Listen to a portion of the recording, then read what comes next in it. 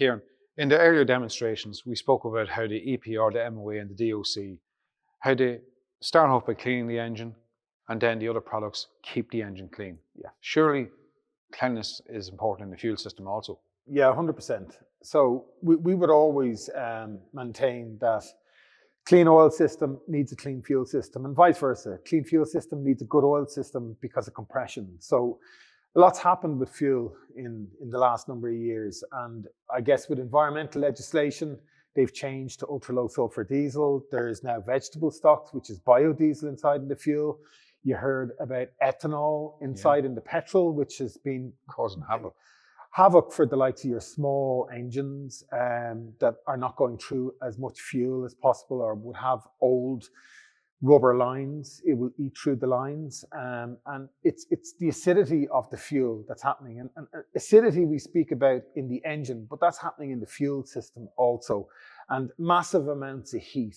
But one of the first things that we'll talk about is ultra low sulfur in the diesel, and that's the natural lubricant that was always in the fuel.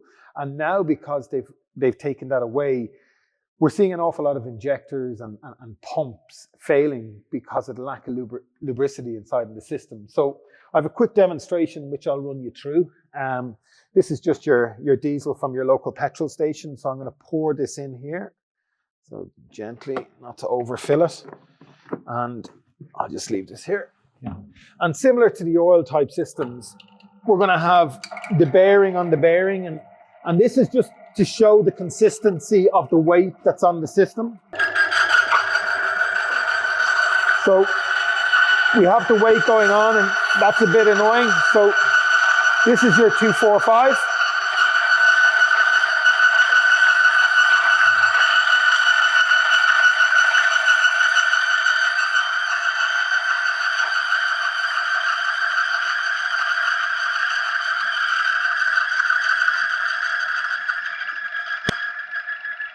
So the ingredients have heated up in the fuel, and you can now hear it's taken the noise out, and we haven't changed the weight at all. So you can clearly see that the lubrication is no longer in fuel that's required for efficient running of injectors. So what you're doing here with your 245 product, you're putting that back in.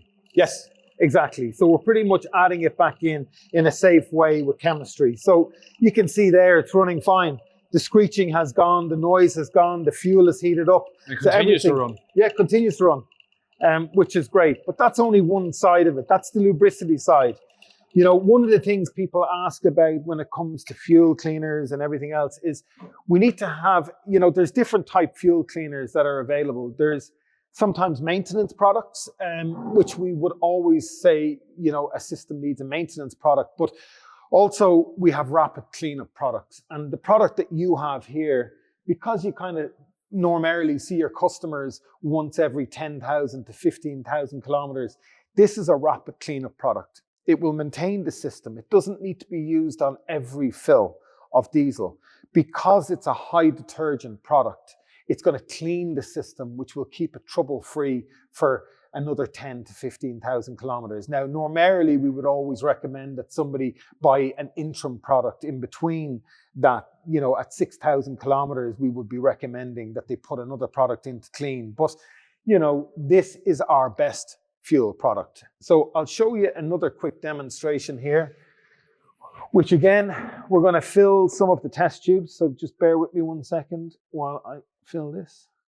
So we have two systems which have been filled with diesel, and this, for instance, would be our maintenance product, and I'll show you why I'm using this product here. So we're just going to treat a little bit in here, and we're going to leave the one on the left hand side untreated. Yeah. So we have two diesels. The one on the right hand side we've treated with a diesel fuel conditioner. The one on the left we have untreated. So I'm just going to agitate this so that it's blended in. And the one on the left we've left untreated. So we're back to messing with our acid again. I just want to point out one thing here in the middle of this demonstration. Yes. All the demonstrations we've seen with yourself, whether it be engine oil or fuel, it's clearly evident that your BG product mixes well with the products it's designed to work with. Yes. I've seen products before that were supposed to be additives for different things, not BG products, and it didn't mix. Yeah. They separated and they stayed separate. Well, one of the biggest, I guess, differences between BG and other companies, BG are the biggest additive supplier. They're a US company. All of their products are ASTM tested, which is the Automotive Society of Testing.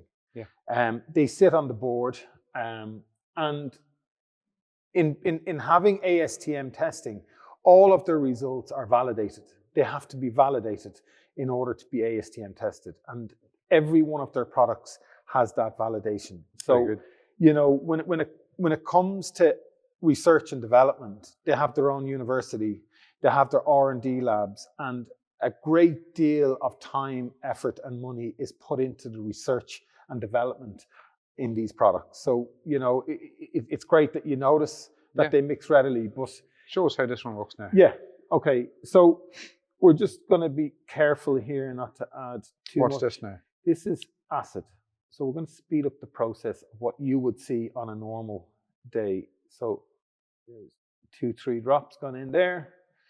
So what you're simulating here is heat oxidization in a system, and we've all seen where injectors come out of a car and they're carboned up and fouled on the tip. Yeah. So this is the one that we have untreated, and that's the one that was treated. This is the one that's untreated. This is pure diesel. Yes. So immediately we see the fuel has oxidized, and also you can see the bottle has gone discolored at the top, at the bottom. Yeah. And people need to remember, when we keep saying, just be careful, the acid with diesel fuel and diesel particulate filters, if you don't have a perfect mixture of diesel and air together, you get smoke. So straight off the bat, you can see if your fuel's getting oxidized, you'll never have the atomization. The atomization is not going to be there. No, and the mixture's not going to be right, and you're going to generate smoke no matter what you do, even if you are doing the ideal driving. Yeah. So we have seen cases where long distance drivers may still have issues with DPFs. Yeah. And they can't make sense of it. Yeah. Sure, I'm doing the ideal driving, but here we go. Well, I guess, you know, injector systems have changed as well. And, you know, what we have now is we have high pressure common rail systems, you know, where the heat and the tolerances are much tighter. So it doesn't give you an awful lot of room for error anymore. And when the carbon builds up, what you want is that beautiful fine mist spraying inside of the system. And when the carbon builds up, it ends up straight lining, and you end up over fueling, and that ends up causing havoc then as well in your oil system. You're going to end up having to vent more because it's creating those acids. It's going to block your DPF more. So we talk about clean, clean, clean. We talk about a clean engine, clean fuel system. And this is exactly what we're talking about. So you can see the treated fuel, nothing's happened. It stayed the way it is. Whereas you see this now is completely discolored, the bottle. So what we want to do now is we're going to add some of our rapid cleanup product to the system. So you're putting this into now. If this was a car that came into you and you recommend the fuel system clean, we got to see what the product is going to do. So when I'm talking about a rapid cleanup, I want to try and start cleaning up this system. And by putting in the 245, we would classify that as a rapid cleanup product. So you can see already the color is starting to change inside in the system. Yeah. So as the heat is generated in the system and as the product is allowed work, it's always recommended that 245 is put in on a full tank of fuel. People go, well, if it's more concentrated and if it's, you know, will it work better? No. If you have more fuel, this product is designed to be mixed with 70 litres of fuel. So if you've got 70 litres of fuel, you're going to get 70 litres of cleaning. Yeah. For neat products, they're different type products that we have available, but it's a specialty type service. You're supposed to run it on the feed and the return line. And, you know, this product is the most universal product because you can put it into a fuel filter, in small doses, and then the rest into the tank. And it's going to do what you want. It's going to clean from the tank through. So you can really see it's cleaned the whole system. Yeah. Even the fuel has returned and balanced to its normal. So it's completely neutralized. Yeah. The acid and oxidation. So where that went from, dark, discolored brown, where the bottle and the test tube was all stained, it's completely cleaned. So it's clear and bright. So that would be our rapid cleanup product. Maintenance products we have, which are more in the line of your diesel fuel conditioners, that's a big, larger tank product, but we have the smaller bottles as well. So, maintenance is always key. Maintaining and preventative maintenance is what we kind of preach on a daily basis. So why would you let the system get dirty and then try and start the process? Even though this is a super product, you should be using it, little and often, Yes. So every 6,000 kilometers, we would recommend that you should be putting in a good, strong detergent like this. We know that not everybody is going to do that, but even at 15,000, some of this product, because it's a rapid cleanup product, it's going to do an awful lot of benefit to a car. So we have a clean engine and we have a clean fuel system. So Ciaran, the common denominator I'm seeing in all these demonstrations is that seeing is believing. Yes. You can truly see the difference BG products are making and how essential they are to a clean running engine. But not everyone watching this can see what I'm seeing. Mm-hmm. Can we organise some night where in different parts of the country, where garages can come together, somewhere like here, and do a live demonstration? If someone's interested in that, where can we get that organised? Yeah, just for the contact details, all they need to do is just visit www.bgireland.ie.